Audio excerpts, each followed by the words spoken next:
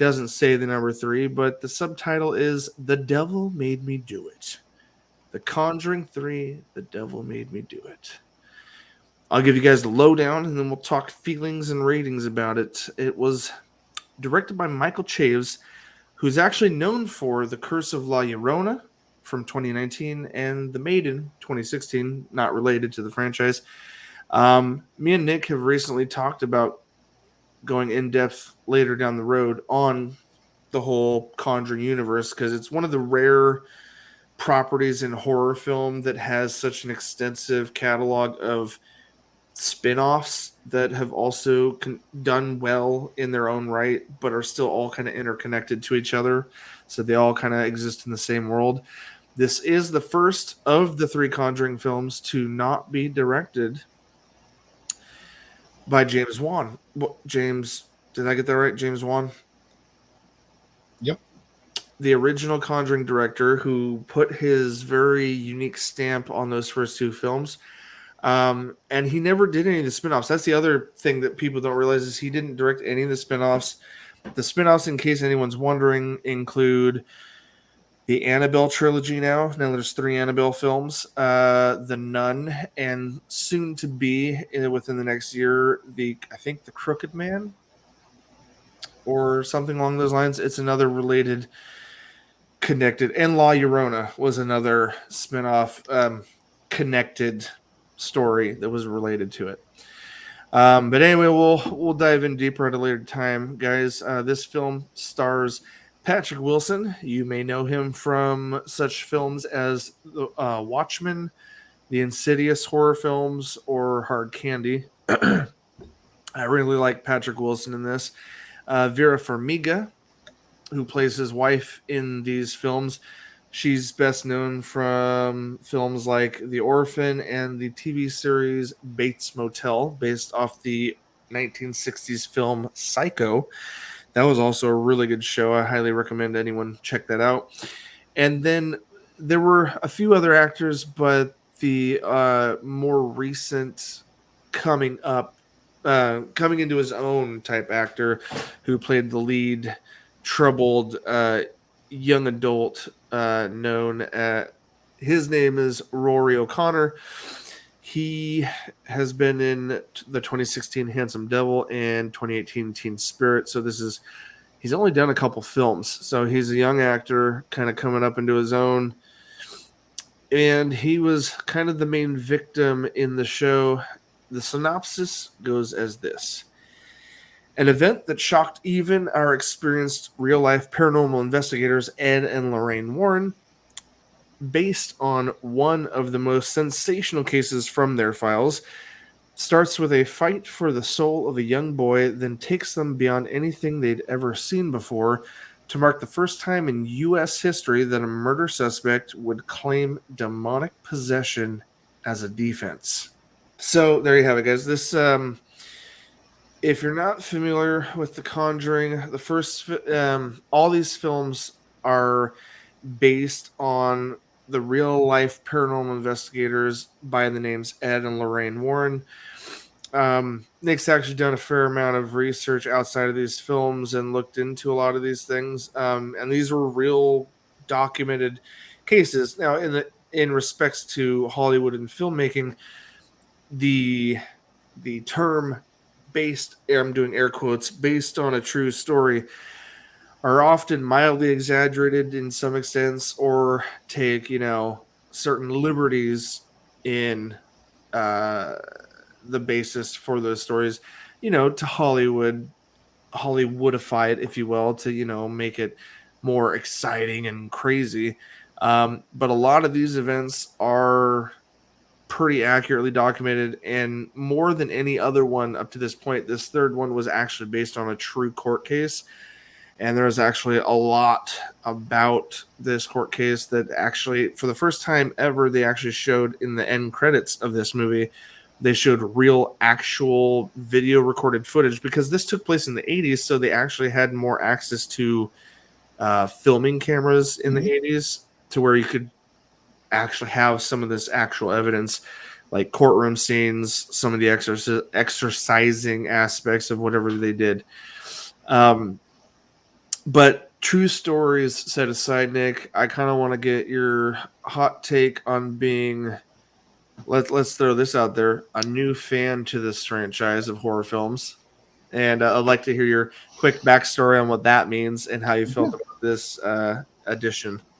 Um, I had heard Joe and Matt talk about the series quite a bit, and I never got into it until this one was about to come out. I felt, well, we're going to do a review on it, so our listeners deserve my full-fledged nerdy background into whatever I get into.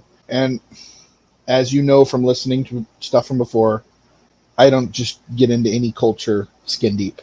So I watched every movie, every piece of media created within this universe from The Conjuring, all the side movies, even movies that weren't directly connected to it, but were based off of the Ed and Lorraine Warren cases. Like one to note that's not part of the universe, but is actually one of the cases. Very classic horror movie that everyone knows and loves, Amityville Horror, was actually based off of one of their cases. You actually see it highlighted in one of the movies. I think it's in the first one, right in the beginning. That's Yeah. funny. Yeah, no, it is. But no, and like I said, I did a whole deep dive into it. I went down the rabbit hole, so to say, with this. And for the first time, I actually got my wife to watch a horror movie with me. She watched all of them with me. And she hates horror movies. Yeah, But dude. Right on. it was chilling to realize that these were based off of true stories. And every time I watched one of these movies, I went and researched the actual true story behind it and all the stuff that went around it, the newspaper clippings. It's crazy. You can go through and actually like verify that this happened. It may not happen in the same way, but it did happen. Like the core of Yeah, no, events. it's fantastically creepy and awesome. And yeah, no, I enjoyed the hell out of these movies, and especially this one. So, I'll give a quick background myself, and then we can jump into our rating for this. Um, I've been watching them since, I guess since the first one came out, The Conjuring, because at the time, back in 2009, I my who is now my wife, I started dating at the time, and she was always a huge horror fan. Um, so it's no surprise that when this came out, back when the first one came out in 2013, surprisingly, it's only been 8 years, and all these films have come from it. But The Conjuring was the first one that came out in 2013, and I had already gotten married I'd already been married for about 3 years at that point. So it was like a no question we were going to end up checking it out, and we ended up both liking it a lot. And then over the coming years, she rewatches horror movies all the time. So even if I don't, even if I'm not like seeking it out, I will occasionally sit down with her and rewatch ones that I've seen already. So I just kind of, Nick is a fan that finally got exposed to it, and I've just been kind of this casual, ongoing fan of it. And over the last couple Annabelle films, I started growing a really like hardcore interest with like connecting the timelines of these films, and like because all of them are related in one way or another, and have ongoing either curses or hauntings that seem to carry through all of them. And the Warrens are heavily involved in at least over half of them. And the Annabelle series directly integrates with the Conjuring 2 as well, which is how they kind of started connecting those.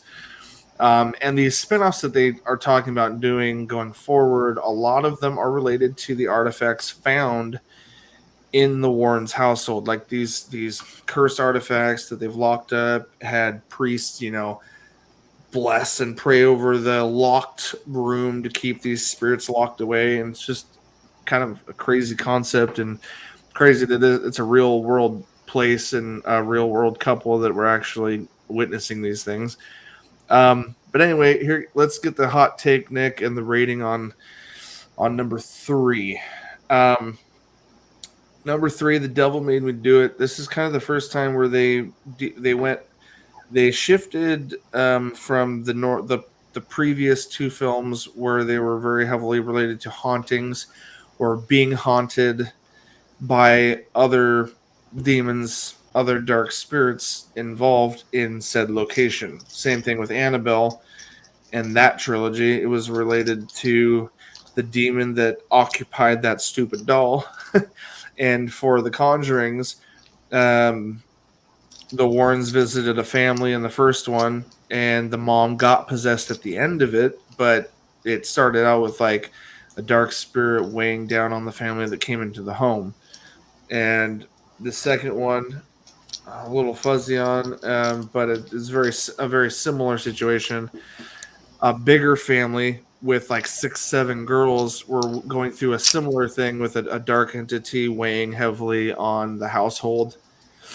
And yeah, so very similar, two different families, different settings and places, but very similar. And then this third one, it was another this child's possessed. It was another family being, tormented by a darkness. But this one, um, I don't know. I think it would have been fine had it just shifted to another character, which ends up being the young adult, the 20-something-year-old that they end up trying to help out for the majority of it. But then it turned into an interesting forensics murder mystery at that point, because he was the first person to be possessed that wasn't where the entity that was possessing him would disappear periodically. And so like he was able to like look and seem normal and remember things and talk normally, and then suddenly go nuts and kill someone. And this is a couple highlights I want to say without spoiling too much about this one, though, is they showed us some first person perspective shots from the perspective of the person who was possessed.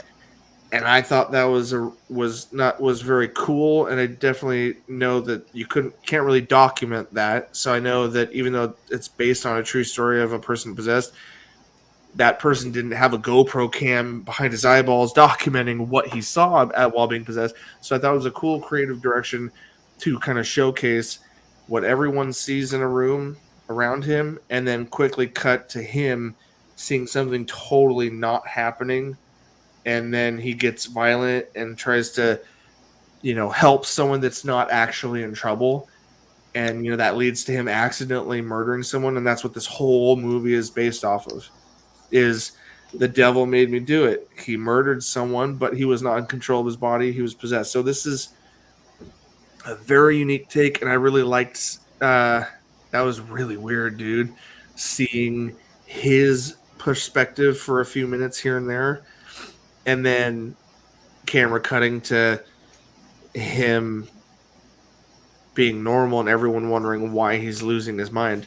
Well, and it's not really a spoiler, because if you That's what I think mean. about it, This is really early. based off a real publicly documented trial of Arnie Cheyenne Johnson in 1981 in Connecticut.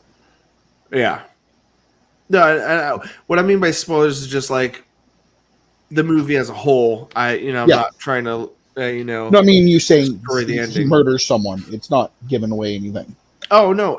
The cool, even in the title and even in the movie description, when you read it, when you see a trailer, it's someone that's been accused of murder, and he claims it was the devil made him do it. Literally, he was possessed and he murdered someone. Well, you say it was kind of weird that they went this whole murder mystery style. Well, kind of, because they weren't dealing with one household that was possessed. That's where this had a unique, different. It wasn't I didn't think it was bad that they Yeah. took a different direction. It was No, just different from the formula. this one, if you think about it, though, they had to take that formula. They had to change it because of the sheer fact that they had to document and go about this whole different way than they have any other case. For the sheer fact they were doing all this to exonerate a man that was possessed in the eyes of the law. Yeah. So the scrutiny was completely different. So I think it made sense the way they addressed it. Oh, and yeah, I mean, for this particular case, but also to give a fresh story to the characters that we've been with for 2 previous films. Yeah. You know, you can only rinse and repeat so many times, and some horror movies overdo it. Some are too long in the tooth. Anyway, I thoroughly enjoyed it. I could definitely tell it was a different flavor from the previous 2, just by a little bit. It wasn't crazy dramatic, different, but I knew it wasn't James Wan, and there's nothing overly critical about that. I didn't dislike it at all, and it had some deeper character things for the Warrens that I don't know if were necessary, but I still enjoyed them, and I don't want to spoil that. But there's some stuff towards the end where their marriage is strengthened by the circumstances that happened, and it's really sweet and kind of poetic in a way. Don't know if it was necessary and kind of oddly placed, sort of, for a horror movie when you're looking at what is the goal of a horror movie, by the end of it. And I think it had an ending that was not necessarily normal or common for a horror movie, I guess is my point. So without spoiling it, I'm going to give it a 8 out of 10. I really liked it a lot. But I think a few things that I just mentioned caused it to fall short from being like a fan. Like if I'm looking for something bone chilling, I think it feels slightly shy of that. But it pulled off being a really great story, if nothing else. So I'll pass it off to you, Nick. What's your take and rating on it? The first time I watched it, I was trying to just concentrate through it and pay attention to it. And I have a tendency to pick apart movies. And that's why I have to watch them multiple times. But by the second time watching it, this one actually, bear with me, became one of my favorite of the whole series. All right. Yeah, nothing wrong with that. They addressed a lot of different things, and it was not just about demons anymore. They introduced a whole bunch of other things into the whole mix that are just as tied into that world as any of the other ones. Agreed. And it was crazy to watch it, and then go through and actually find newspaper clippings. You can actually find the court documents on this case. Like I said, I dove into a lot. Their museum right now, that room where they have all their junk, all their stuff from all their cases, was actually a museum for a while, where people could actually go through and see all the stuff. I know. I thought that was so crazy when you told me that for the first time. Yeah, no, it's currently closed because and I'm really sad about that. Yeah. It closed after Ed and Lorraine both died. Ed died in 2006 and Lorraine died in 2019. No, was it 19? I think it was 19. Not too long ago. She passed away last. Crazy. Yeah, but they passed away, and the kids didn't want to upkeep that stuff.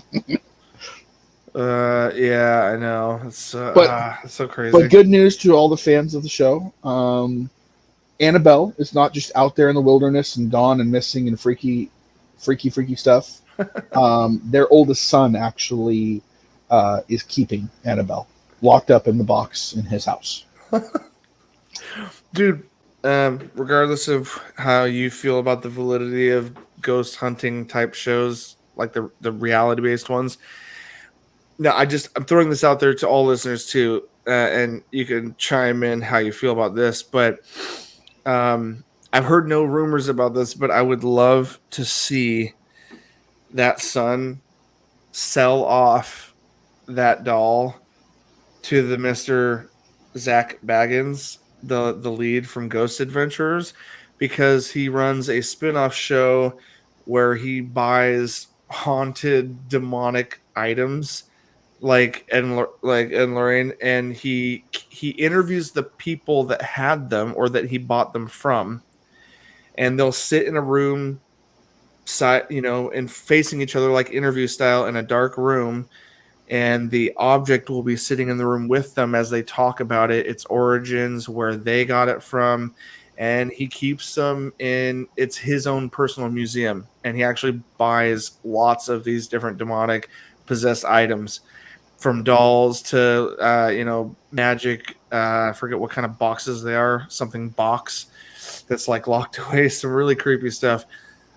I would love to see them sell him the Annabelle doll and have that conversation. That'd be an awesome episode for him to do. No, I just want to say out there. One of the reasons why it took so long to get into this series, because it was real, is because I'm one of those people that actually believe in ghosts and everything that it entails. Because I have personally lived through hauntings of homes I've lived in. So some of the stuff that you see, almost gave me PTSD. It was crazy. Like we've woken up and we couldn't find my oldest sibling, and later in the day we find him tied up in his bed sheets in the attic. Yeah, that's nice and creepy. Yeah, it's a little early for our Halloween special. Kind of dipping into that. You know what? I have it. It's going to be perfect.